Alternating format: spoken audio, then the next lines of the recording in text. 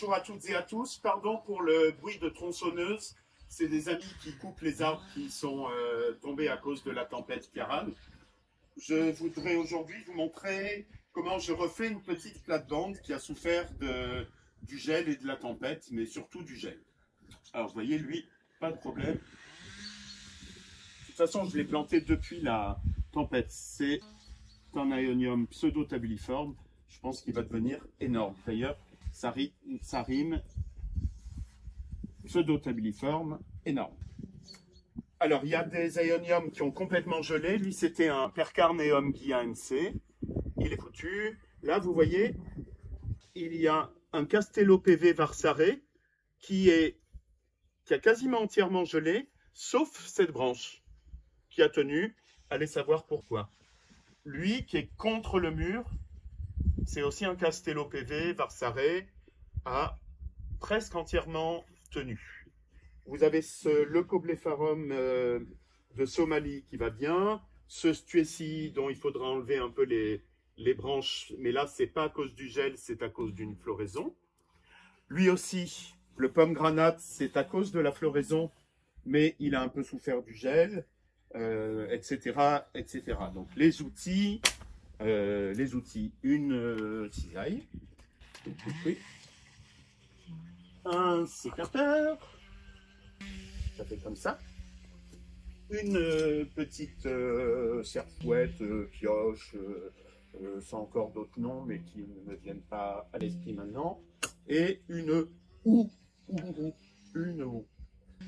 Alors, on va commencer. Si on commence par exemple par cet Aeonium pomme granate, vous voyez qu'il est devenu disgracieux à cause de la floraison. Ce tronc mort. Alors, on va couper les tiges vigoureuses et sur lesquelles il y a des rosettes. Là, évidemment, j'ai le choix entre couper chacune des rosettes ou bouturer à la base, comme ça, en enterrant bien. Je pense que je vais utiliser la solution de tout garder. On coupe tout.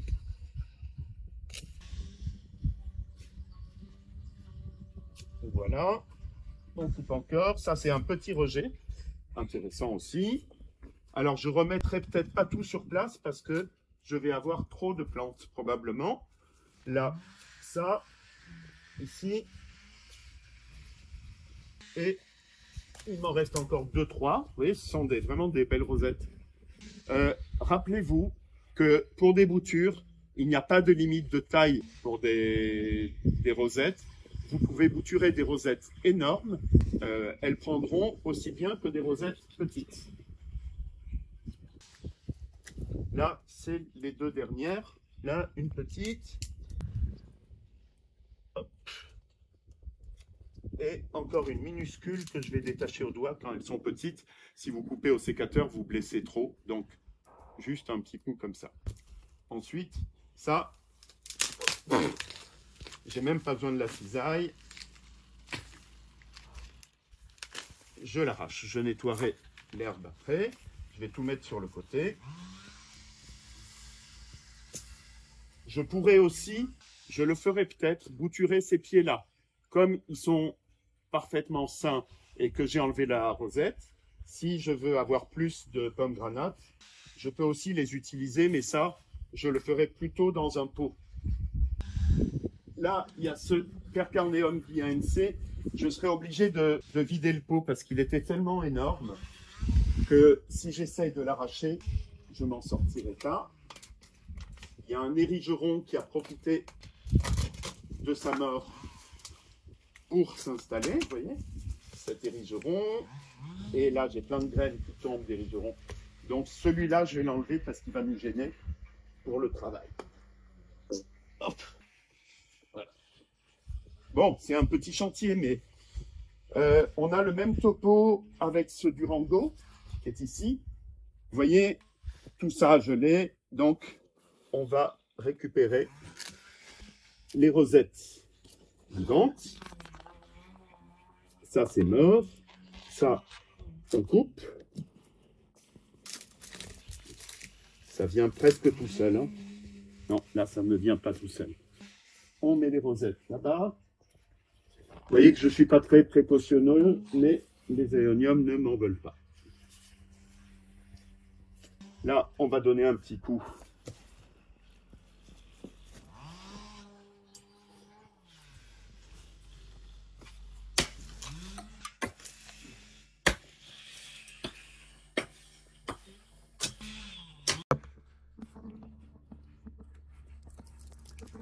Là, il y a encore un Castello PV, Varsaré. Moi, je déconseille toujours de garder un pied quand une partie a gelé, a séché. Vous voyez, regardez, là, j'ai quelques rosettes sur cette branche-là, quelques rosettes ici. Là, il est venu tout seul, tant mieux. Comme il se développera d'autant mieux, j'enlève les rigerons, comme il se développera d'autant mieux qu'il a un peu de place et que je ne bouture pas à 50 rosettes. Vous voyez ce que le sol est pierreux, hein, là c'est vraiment du remblai. Je coupe cette tige, lui, Atropurpureum, je le laisse parce qu'il y a juste cette branche qui a gelé et je le trouve assez gracieux avec ce port-là. Voilà, là j'ai fait mon petit truc. Je vais prendre juste ça. Je garde une tige un peu longue simplement pour le caler. Là, il y a une pierre. La pierre dépasse. Je le mets juste en lisière de la pierre. Et voilà. Vous voyez ce que c'est difficile, hein. Je vais prendre... Alors là, qu'est-ce qui s'est passé? Bah oui, c'est pareil. Alors certains peuvent être surpris que je ne fasse pas sécher les boutures. C'est tout simplement parce que le sol est très sec, d'une part, et un aéonium comme Castello PV Varsaré, qui a des tiges aussi fines, dans tous les contextes, c'est pas la peine de laisser sécher. Aucun risque de pourriture avec des... Celui-là, encore une fois, la tige longue, elle ne sert à rien d'autre que d'arrimer la bouture pour ne pas qu'elle s'en aille avec un coup de vent, de la pluie, etc. Je vais mettre, j'avais dit que j'en mettrais peu, j'en mets un dernier, ça fera un joli bouquet, celui-là est très joli. Je vais lui garder cette tige-là, seulement ça, enfin ça quand même. Et je vais le mettre ici. Voilà.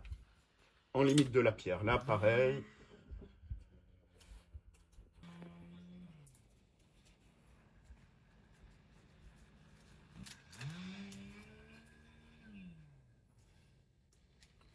On va voir si le pied est...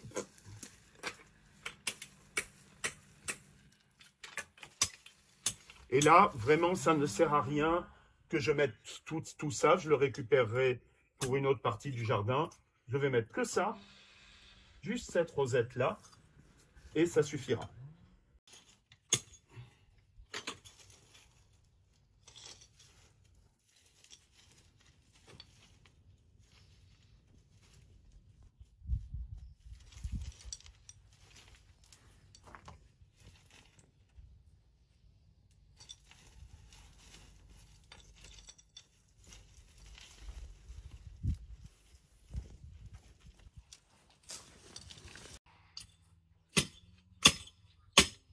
Dans tous les endroits où j'ai enlevé les pieds d'aéonium morts ou avec seulement quelques rosettes qui devenaient disgracieux, pas beau, je sarcle tout simplement, je pioche un peu.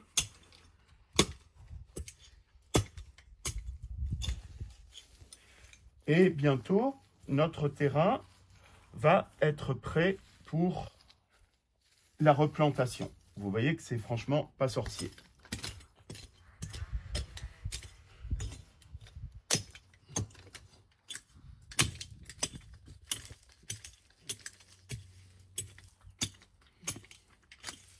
Lui, c'est un euphorbes du Maroc, celui qui est là. Il a très bien tenu. Ce qui est très étonnant, c'est que ces euphorbes marocains, ils poussent très au sud du Maroc. sur la côte et dans l'intérieur des terres, et même un petit peu en montagne, mais dans des endroits où ils ne gèlent jamais. Et finalement, ils tiennent assez bien au gel. Un aloe éthiopien qui est aussi très bien tenu.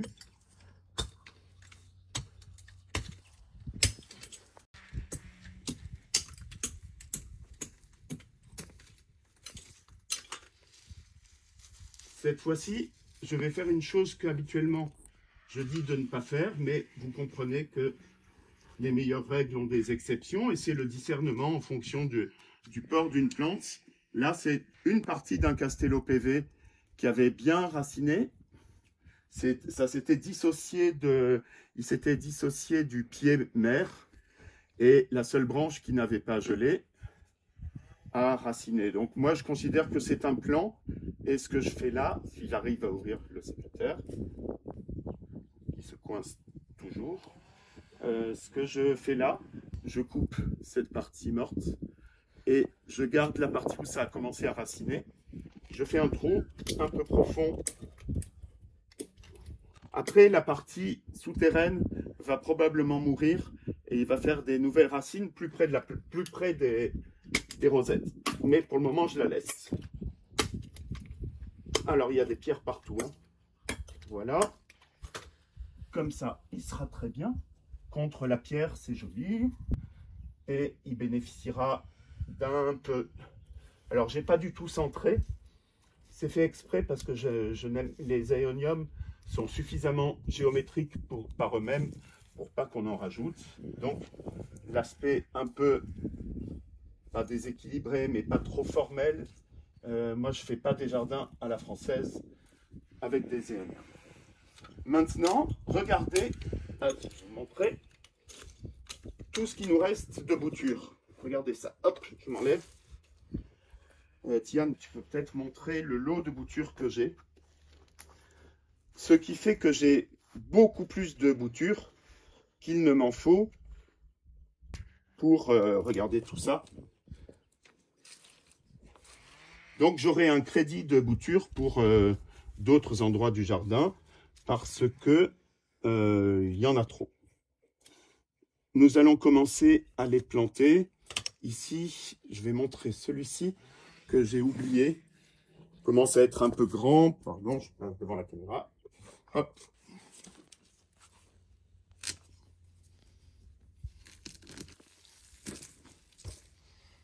Et lui, je vais le planter comme ça. Bon, là, j'ai gardé trop de tiges. J'essaye de ne pas écraser ce que j'ai déjà planté.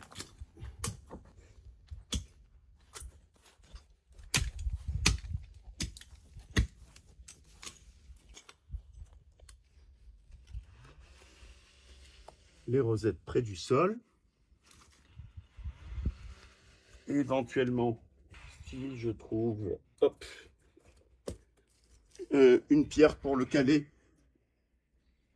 pour pas que les oies ou les canards l'arrachent, souvent je mets une pierre. Là, il est scotché contre le mur, il va être magnifique. Là, tout le long du mur, il y a les trous des mulots qui aèrent le sol. C'est très bien pour les aéoniums.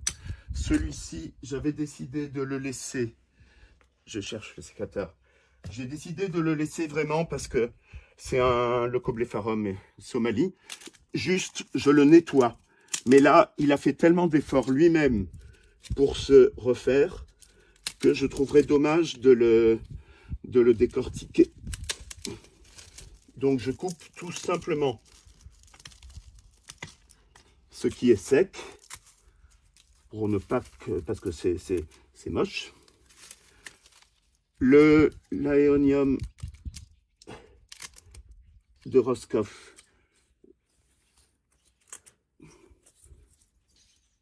celui-là, ça c'est trop moche. Merde, pardon, j'ai enlevé tout le pied. C'est pas grave.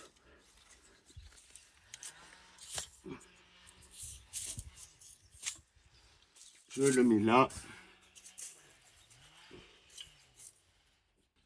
Yévek, j'ai oublié son nom. L'aéonium Yévek. Et là, comme c'est assez équilibré que je veux pas qu'il y ait un trou, ce que je vais faire finalement, c'est que je vais reprendre la rosette que j'ai coupée, celle-là, et éventuellement 2-3 autres, pour que ça fasse vraiment un tapis avec l'Aeonium Yévec. Voilà. Et voilà, ça suffira. Je les mets juste au bord. Ça n'est peut-être pas facile à filmer parce qu'il y a cette barrière qui est une ancienne barrière de la ferme que nous avions laissée avec Emmanuel. Hop, celui-là, ici. Ça va refaire vraiment une grosse boule d'Aeonium Yévec. J'ai oublié ce petit morceau.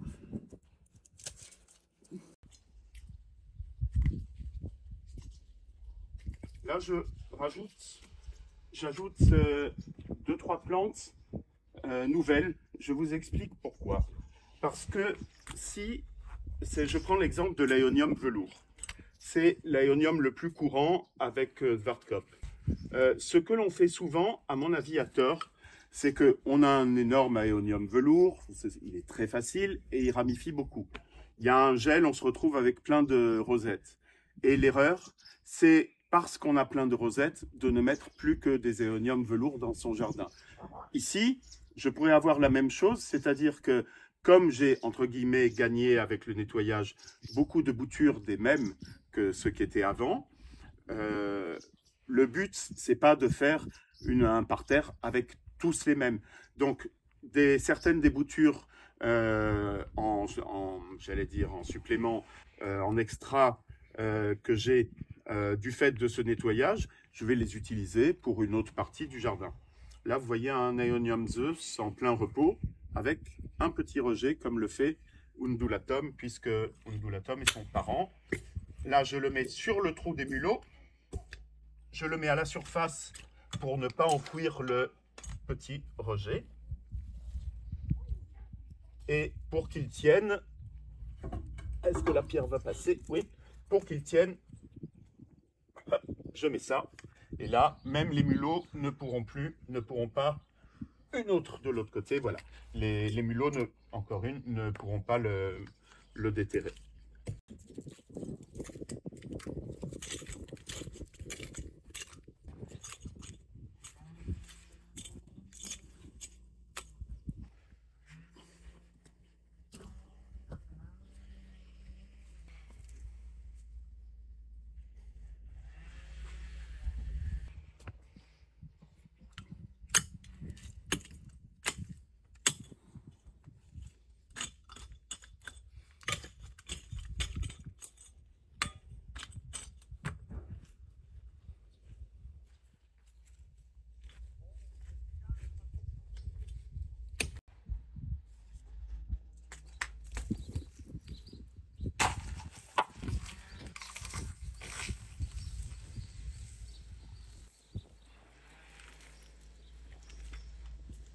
Ça sera un peu le sujet central. Une plante dont je garde les racines, parce que si je coupais là, je perdrais les 3 ramifications qui sont à la base. Donc, ce que je vais faire pour qu'il racine mieux, je vais même prendre la houe.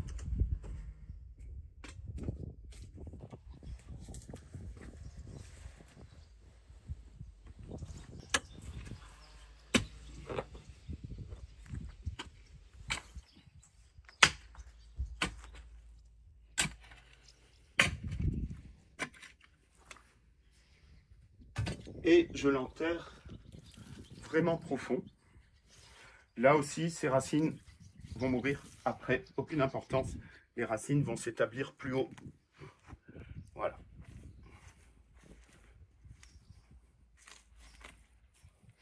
Ça fera un sujet central. Voilà. Maintenant, toi, tu t'installes. Est-ce que vous savez la différence entre planter une plante et le fait qu'elle s'installe? On n'installe jamais une plante dans un jardin, on la plante. Le fait de s'installer, c'est le travail de la plante elle-même. Quand vous mettez une plante en terre, c'est-à-dire quand vous la plantez, elle a des capteurs qui vont sentir le contexte, la luminosité, le vent, l'exposition bien sûr, plein de critères dont certains qui nous échappent, évidemment la nature du sol, etc. En fonction de ces éléments-là et d'autres qui nous sont inconnus, la plante, une fois qu'elle a pris ses repères, va s'installer. C'est-à-dire qu'elle ne se développera pas du tout de la même manière, suivant que vous la mettez dans un petit pot en serre ou suivant que vous la mettez en pleine terre, bien sûr, dans une région hors gel de préférence. Une fois qu'elle a pris ses repères, j'allais dire son orientation, sa décision, si j'ose dire, en faisant un anthropomorphisme, sa décision de croissance va être différente suivant les contextes. Et ce qui est magnifique, c'est de voir ça, la manière que ça a de se manifester. Des fois, des personnes me disent « Oh là là, mais quel talent pour organiser cette plate-bande !» Mais pas du tout. Ce sont les plantes qui s'installent. J'aurais pu choisir n'importe quelle plante. Au bout d'un moment, elle serait belle, elle serait bien, parce que c'est elle qui a décidé de s'installer. Et donc, c'est gracieux parce que c'est la plante elle-même qui s'est installée. Voilà, on arrive à la fin. Vous voyez le surplus de bouture que j'ai et que je ne vais pas utiliser pour ce petit parterre parce que ça serait trop. Rien d'exceptionnel dans ce parterre que j'ai refait. Pour le moment, il ne paye pas de mine parce que les plantes viennent d'être mises, viennent d'être plantées. Maintenant, c'est à elles de s'installer. Les amis, juste quelques mots de conclusion pour vous dire que les aéoniums, c'est très simple. Il ne faut pas hésiter à refaire un pied d'aéonium quand il a souffert, quand il a brûlé, ça a été trop sec, quand il a pourri, quand il a gelé, quand il a été cassé par le ballon des enfants, ou par le chien, ou par le chat. On refait, sans hésiter. Il ne faut pas laisser un aéonium disgracieux, dégingandé, avec une tige trop longue, trop effilée. On refait, c'est simple comme bonjour, et on reviendra voir ce petit parterre d'ici quelques temps. Bon, là maintenant, il faut attendre le mois de septembre pour que vraiment les plantes commencent à s'installer, à prendre leurs repères et à pousser. Mais vous verrez que ce sera très bien.